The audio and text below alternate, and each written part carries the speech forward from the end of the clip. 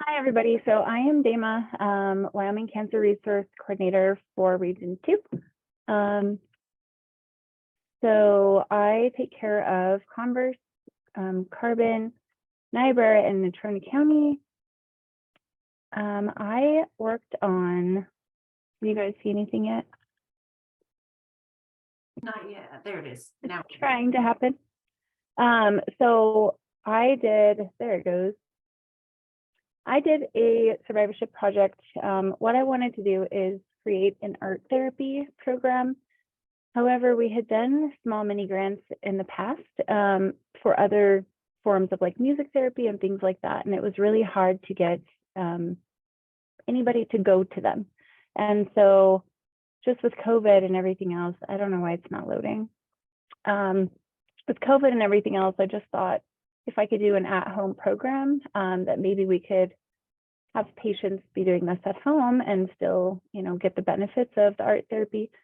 So I talked to Rocky Mountain Oncology to see what they thought about the idea. Sam and Amber, they loved the idea. Sam had said she had really wanted to do something like this before. They just weren't sure how to get it going. So we started at Rocky Mountain Oncology. I worked with Pottery Bayou and Artisan Alley. So we had two different options. We had a pottery bowl that they could paint. They take home, they get all the supplies they need. They paint it and then they turn it back into Pottery Bayou and they fire it and they can pick it back up. And then we did the postcard. So that first picture on the back, there was like a survey asking them, how the art therapy went for them, how they liked it, things like that. So I did get a couple back. This was the wood option, the wood sign. And here's a couple pictures that I got of patients sending in pictures of the art they did.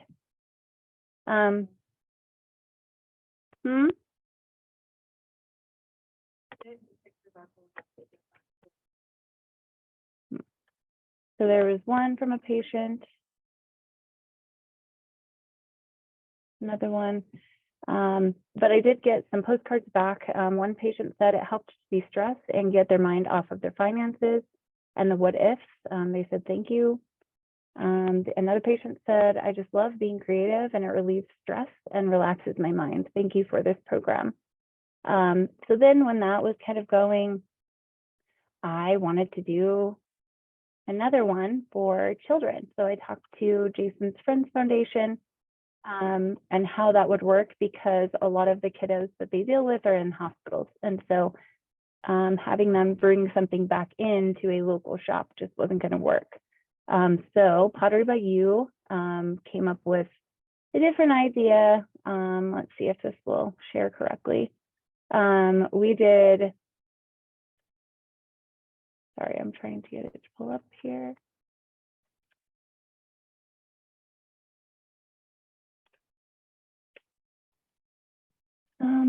So we did an art kit. It was we got lots of different little animals and we did acrylic paint so that the kids would not have to bring them back in. They get to keep them. So we did, for the adult ones at Rocky Mountain Oncology, we did 30 kits. People were really excited about them. We've had a lot turned in. I've only got a couple of feedback cards, but that's kind of typical.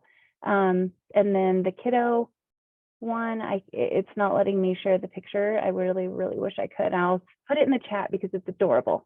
But I did get a feedback card from a kiddo that was in the hospital. He said, his mom said he's still regaining his strength. So this was a great activity that didn't make him have to do anything physical. Thank you for this. And then, there was like numbers on here, like, did it create happiness? Did it relieve stress? So all of them are marked 5. So it did help. And we loved being able to help with this project. It won't let me share the picture, but I'll put it in the chat because it's adorable. And then, so that was my art program. I'm hoping to keep it going with different art things, this next year, depending on Rocky Mountain Oncology and Jason's friends, I'd like to keep it going because I feel like it was great for patients to be able to do that in the comfort of their own home and not have to worry about going out and being exposed to anything. Does anybody have questions on the art program? So there were 65 kits given out total. So then we wanted to talk about our virtual Healthy You program that me and Stephanie are doing. Trying to get out of this. So it's a virtual cancer thriving and surviving group. So it's offered statewide. It's not letting me get off of here. So anyway, it's a free 6-week workshop. We did hold it virtually for anyone affected by a cancer diagnosis. The class was open to survivors of any type of cancer and their loved ones. The topics included problem solving, making decisions about treatments and therapies, changes in their body image, healthy eating, action planning, dealing with negative emotions and fear of reoccurrence, and effective communication with family and friends, and also healthcare professionals. We are on our last class this week. We have had 8 patients that joined us. These patients include 6 currently in treatment, 3 survivors not currently in treatment. The cancers that these patients have that have joined us are 4 breast cancer patients, bladder, HPV-related head and neck, leukemia, metastatic melanoma, squamous cell carcinoma. We also talk in this class about things like living wills, advanced directives, and the differences of those. And we've had many of these patients actually make that their action plan for the week to do those things and get those in place because they weren't sure what they were and what the differences were and why it was so important. So there has been patients that have reached out to their, like April helped. So we have had people that it's really helped, and we've actually connected a lot of people together in that class that are helping each other through it now, which I think is great. And then we will be holding more virtual ones just because you can reach statewide. So we don't know when our next class will be yet. Me and Stephanie have to kind of figure that out. But please watch for that in the newsletters because we will post those. Star makes sure and Randy makes sure that they're in the newsletters so that you can pass that to patients. We'll also be sending out an email with flyers. It's a really great class for survivors and it really helps them through a lot of stuff. Does anybody have questions about that? No? I'll put a picture in the chat. Yeah. Oh, sorry, this is Lee. I have a question back to the pottery. I didn't want to interrupt you. Yeah. Does the pottery place donate those kits or just give you a good price? Like, yeah, that work for you? So she discounted that. And we talked about, she donated a lot of it with a low price, but she did talk about if we kept this going, that maybe we could do like for every kit purchased from us, you know, they'd give $5 back to an organization or foundation. Something that we talked about if this kept going, a possibility of doing that. Patients loved it. The only barrier that I kind of found with that, honestly, is, well, first of all, I could only do it local because there's paints and things involved. And so you'd really have to look at all the counties and try to get something going in all of them. The only other drawback was the paint. Acrylic paint was fine. It lasted quite a long time. However, the wood signs had like stain and things like that. And so it only had a shelf life of about 3 weeks. So we did kind of have to tell patients, like, if it's bad, just let us know, you know, something that I didn't think of going into it, you know, because patients take it and maybe not be feeling well. So they didn't do it right away. But I didn't hear of any problems from anybody. So. Thank you. Of course. All right. Are you finished up, Emma? Yeah. So I wanted to kind of backtrack. For anybody who doesn't know, I'm just gonna read this off their website. The Wyoming Cancer Program reimburses participants, healthcare providers for screening services such as colonoscopies, mammograms, and pap screenings, and provides to enroll clients across the state. The screenings are paid for through the funds of the Center of Disease Control and Prevention, the National National Breast and Cervical Screening Early Detection Programs, and the state of Wyoming. So each coordinator has a demographic that they cover, and through our work plan, and DAMA has done the some of those programs and done some sun cells in Casper. So we have a wide variety of things that we work with. We work to get more people screened for so more in the pre-screening realm, and also with the survivors. This year, we both have also taught the Healthy You workshop for patients with chronic condition, as well as the new one that we're doing for the cancer patients.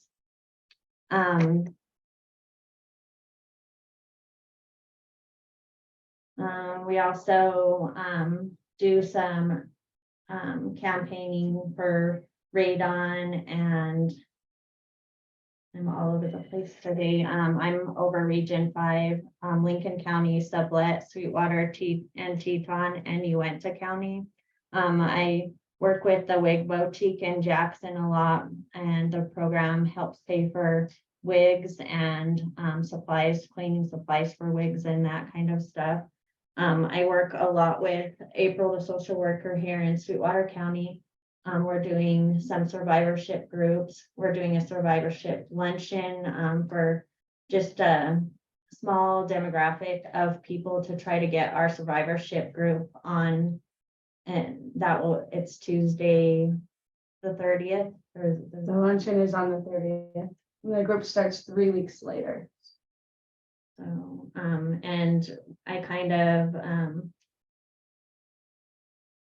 we started off with all the people that are in the Healthy You cancer, inviting all of them, just so we can kind of do it every quarter and see if we can get more people involved in that group. Kind of to add on to the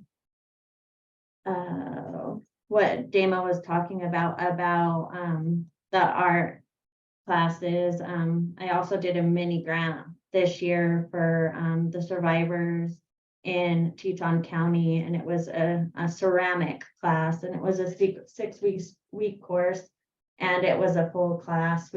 In Teton County, we don't seem to have a lot of a hard time getting the people there, just finding stuff for them.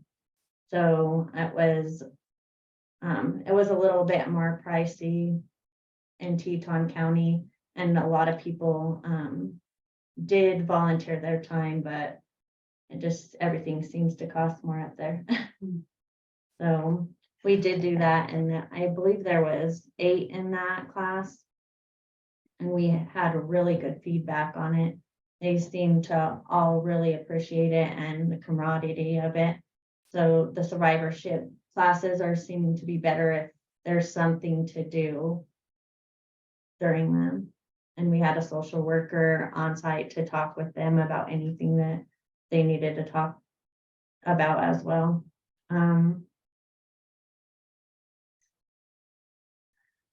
Also with my work, I do a lot of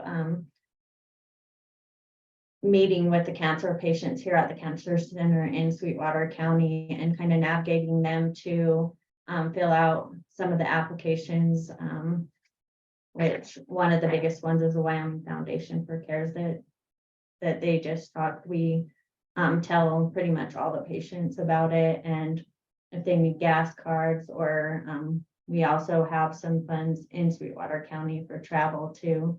So we have multiple avenues for the patients if they need more help. Mm.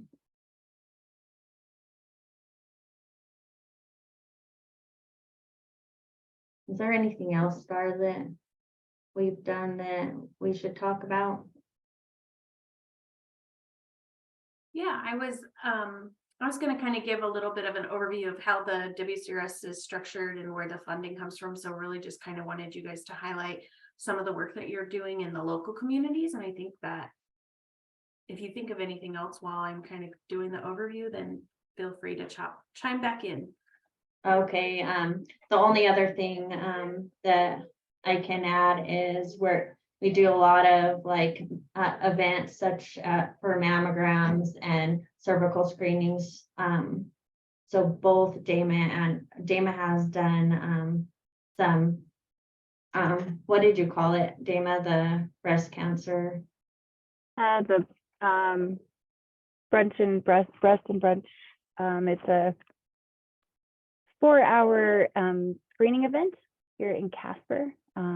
We've had it the last 2 years, and we'll be having it again this year.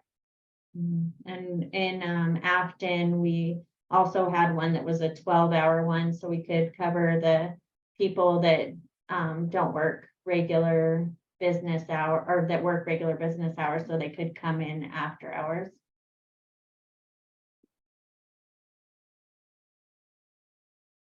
Thank you. Any questions for Dama or Stephanie about some of the work that they're doing in the local communities before I do just kind of a general overview and wrap up of WCRS? Thanks for putting those pictures in the chat box as well, Dama.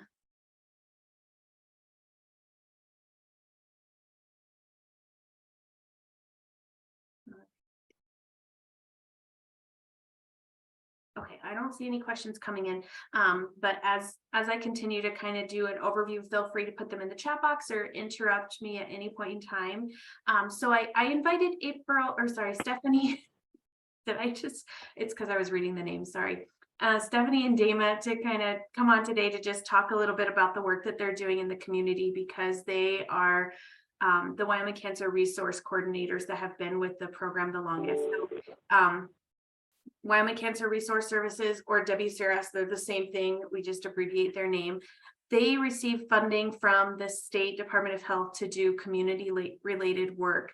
So in the Wyoming Cancer Control Statute, it outlines that we receive funding to do, essentially, they're the boots on the ground. They do prevention, screening, survivorship related activities. They're meant to promote education, promote screening, reduce barriers, provide patient navigation, etc. And so most of you have probably worked with a WCRS contractor in your area. We do currently have a few vacancies. So in the Region 4 area, it's Park County, Fremont County, Bighorn, just the northern part of the state. We do not have a contractor in that area at this time.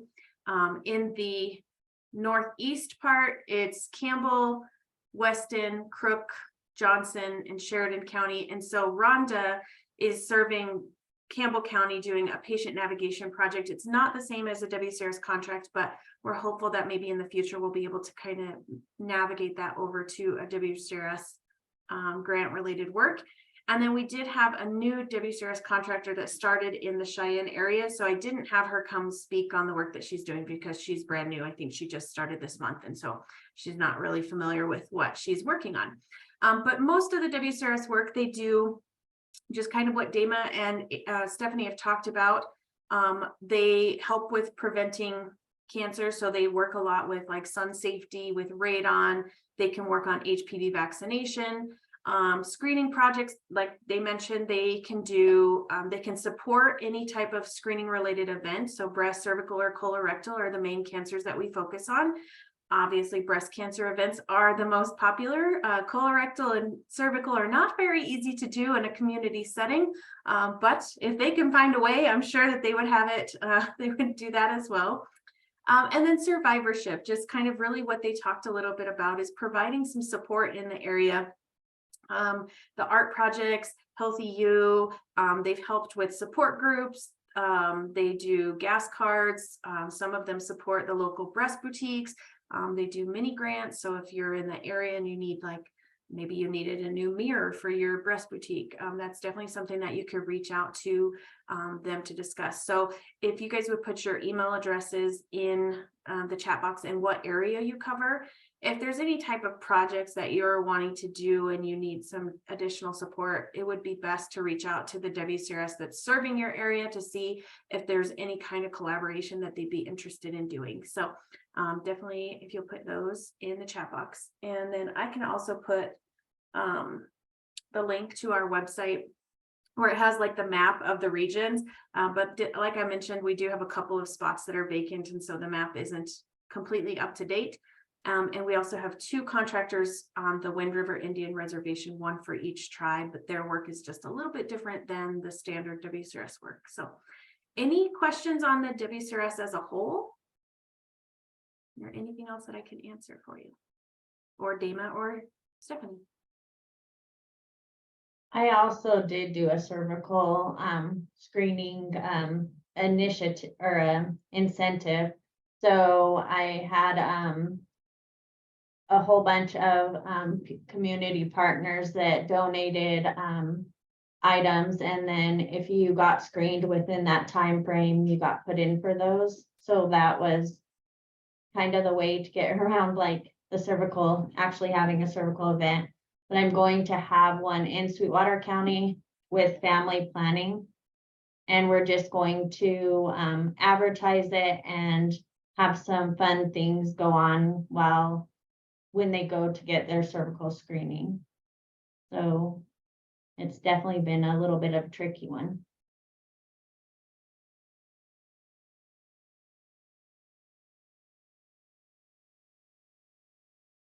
All right. Any other questions?